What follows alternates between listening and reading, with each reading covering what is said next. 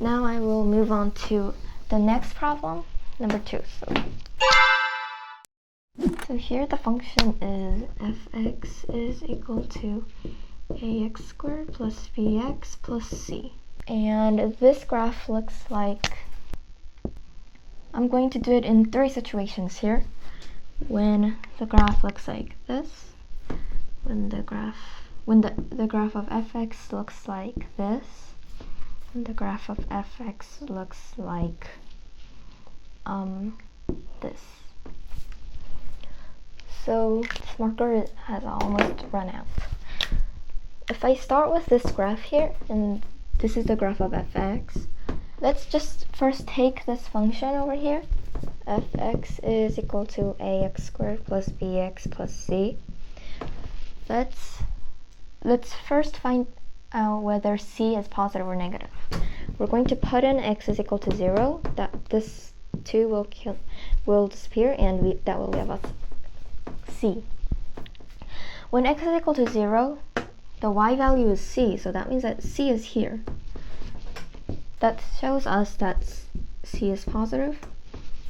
And if we take the derivative of this function, we have 2ax plus b. And when we put x is equal to 0, we get b.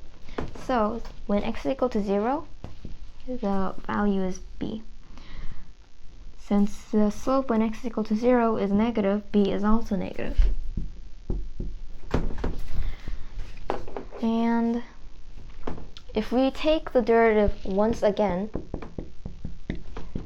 we get just 2a. Since if we put x is equal to 0, we get 2a. Okay, so for this one, I don't know if you know this. Okay, but first, I will show you. You can solve for the value of a here in 2 ways, and one is a lot faster. So we have the function here. Doesn't really look identical, but let's say it does. And this is the graph of fx. So we're going to take the derivative of this graph. So when the slope is 0 in the graph of fx, that means that at that point, at that x value, the y value will be 0. So the graph of f prime x has to touch y is equal to 0 at this point.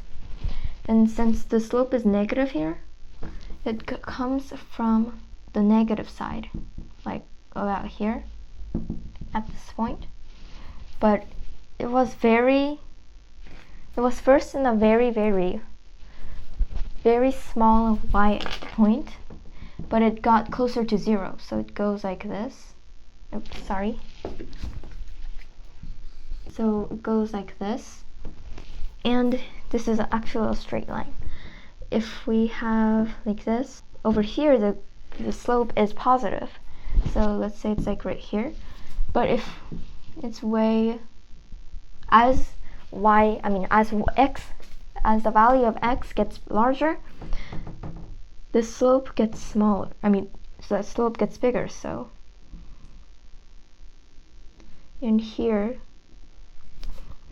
as the x value gets smaller and closer to this point, the slope gets closer to 0. So that's why it looks like this. But this is a very much more confusing way, because now f prime x in the graph of f prime x would be the slope of this graph, right?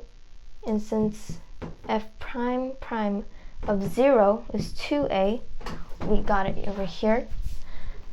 X is equal to 0, the slope of this graph is positive, so this is positive. That means that a is also positive, right? But this is very confusing, even if you get used to this, because if you get used to this, then you can just go like, okay, so if we take the derivative of this function, then it's 0 here, so it goes there, it's negative, so it goes from negative to positive, like very fast, but it still takes longer compared to how you can solve it.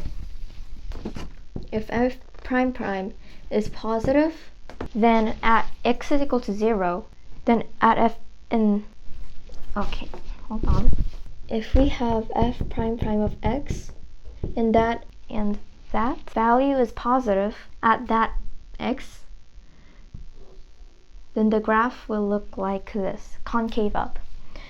But if f prime prime x is a negative, then it will be concave down. So here, when f prime prime x is equal to 0 is 2a, and if we take a look at this graph, it's concave up, right?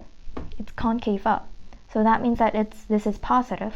So this is positive. So a is also positive. You don't have to go through this many steps and draw this out every time if you get used to this. You'll just know right away as soon as you see this graph and see that it's concave up that a is positive. So you can find it very easily just by looking at the graph. So instead of taking the derivative of the function, you can do it easily like this just by looking at the graph.